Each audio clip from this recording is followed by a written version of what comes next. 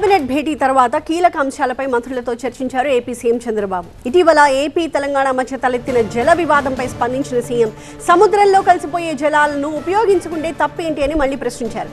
నీటి లభ్యత ఉంటే రైతులు కొత్త పంటలు వేసుకోవచ్చని చెప్పారు. జగన్ హయాంలోనే రాయలసీమ లిఫ్ట్ ఆగిపోయిందని, కానీ ఇప్పుడు మన ప్రభుత్వంపై నిందలు వేస్తున్నారని చంద్రబాబు కేబినెట్ భేటీలో మంత్రులతో మాట్లాడారు. పోలవరం పూర్తయితే గోదావరి జలాల్ని విశాఖకు తీసుకెళ్లవచ్చు అని చెప్పారు. అధికారులతో సమన్వయం చేసుకుంటూ ప్రతి ప్రాజెక్ట్ని గ్రౌండ్ చేయాలి అంటూ నిర్దేశించారు ముఖ్యమంత్రి.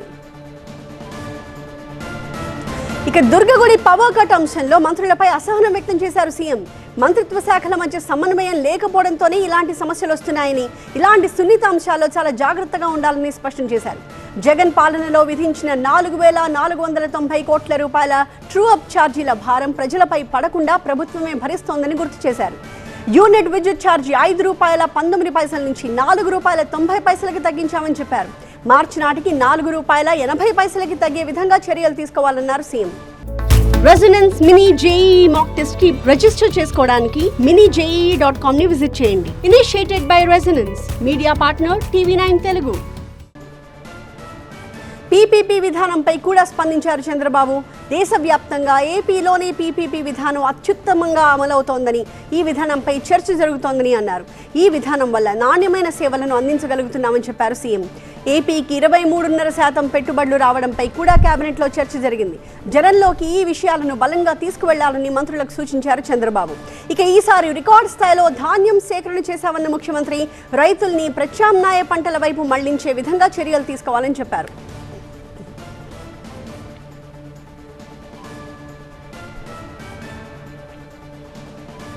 మా ప్రతినిధి ఈశ్వర్ మరింత సమాచారంతో లైవ్ లో అందుబాటులో ఉన్నారు. ఈశ్వర్, సో కేబినెట్ భేటీలో అనేక అంశాలు, వ్యవసాయం నుంచి పవర్ కట్ వరకు, పీపీపీ విధానం నుంచి అనేక అంశాలపై చర్చ జరిగింది.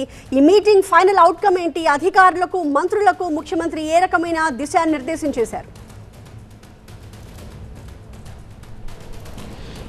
రెగ్యులర్ అజెండా ప్రకారం 38 అంశాలు, 38 ప్రతిపాదనలపైన కేబినెట్ చర్చించింది. ఆ కేబినెట్ రెగ్యులర్ అజెండా తర్వాత చాలా కీలకమైన అంశాలపైన ముఖ్యమంత్రి మంత్రులతో మాట్లాడారు. ప్రధానంగా రాయలసీమ వేదికగా జరుగుతున్న రాయలసీమ లిఫ్ట్కు సంబంధించిన అంశం మీదే ప్రస్తుతం రాష్ట్రంలో రాజకీయం సాగుతోంది.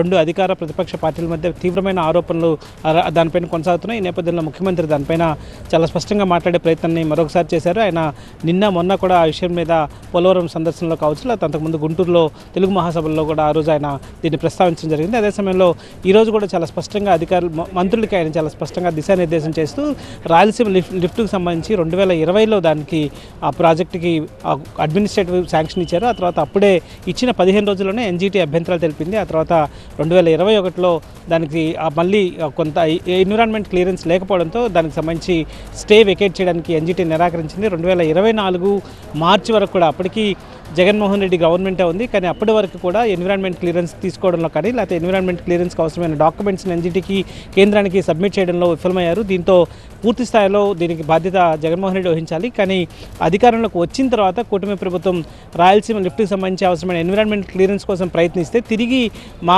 పైన నింద వేసే ప్రయత్నం చేస్తున్నారు. దీన్ని బలంగా ప్రజల్లోకి తీసుకెళ్లే అవకాశాలని, లేకపోతే బలంగా ఎప్పటికప్పుడు మంత్రులందరూ మాట్లాడుతుండాలి. దాని మీద ప్రజల్లోకి పూర్తి స్థాయిలో వాస్తవాలు అర్థమయ్యేలాగా వివరించాలని చెప్పి ముఖ్యమంత్రి మంత్రులకి చెప్పిన నేపథ్యం కనిపించింది. అదే సమయంలో తిరుపతికి సంబంధించి కూడా చాలా కీలకమైన అంశం. తిరుపతిలో పరకామణి వ్యవహారం కొనసాగుతున్న నేపథ్యంలోనే మళ్ళీ ఖాళీ సీసాలకు సంబంధించిన ఒక వ్యవహారం, అక్కడ మద్యం ఖాళీ సీసాలను తీసుకెళ్లి కొంతమంది వైసీపీ సానుభూతి పరులు అక్కడ వేశారన్నట్టుగా ఆరోపణలు ఉన్న నేపథ్యం కనిపిస్తున్న పరిస్థితుల్లో దీన్ని కూడా ప్రజలకు దృష్టికి తీసుకెళ్లాల్సిన అవసరాన్ని ముఖ్యమంత్రి చెప్పారు. అదే సమయంలో మిగతా సాగునీటికి సంబంధించి రెండు తెలుగు రాష్ట్రాల మధ్య నీటి వివాదాలకు సంబంధించి కూడా ముఖ్యమంత్రి కీలకమైన వ్యాఖ్యలు మరొకసారి చేశారు.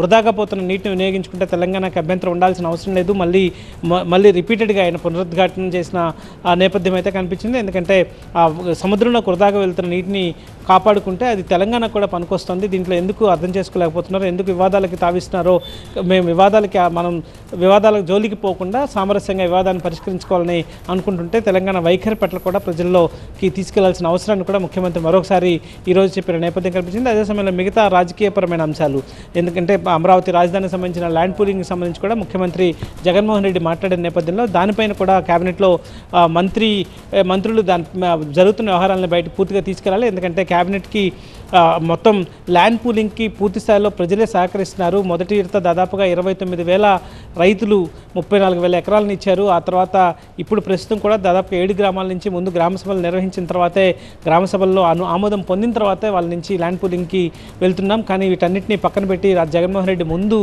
అధికారంలోకి రాకముందు అమరావతి రాజధానికి మద్దతు తెలిపి ఆ తర్వాత అధికారంలోకి వచ్చాక మాట మార్చారు. ఆ తర్వాత మళ్ళీ ఇప్పుడు నదీ గర్భంలో కడుతున్నారు, లేకపోతే దానికి సంబంధించి సెల్ఫ్ సస్టైన్ ప్రాజెక్ట్ అయినప్పటికీ కూడా ప్రజల్లో అనుమానాలు రేకెత్తే విధంగా 2 లక్షల కోట్లు ఖర్చు అవుతుందని చెప్పే ప్రయత్నాన్ని చెప్పడం ద్వారా ఇతర ప్రాంతాల్లో కొంత ఇబ్బందికరమైన వాతావరణాన్ని సృష్టించాలని ప్రయత్నిస్తున్నారు. కాబట్టి ఈ వ్యవహారాలన్నింటిపైన మంత్రులు ఎప్పటికప్పుడు మాట్లాడుతుండాలి. వీలైనంత వరకు మీడియాతో మాట్లాడుతూ ప్రజల్లోకి వాస్తవాలను తీసుకెళ్లే ప్రయత్నం చేయాలంటూ ముఖ్యమంత్రి వాళ్ళకు సూచించిన పరిస్థితి అయితే కేబినెట్లో కనిపించింది. Right, thank you.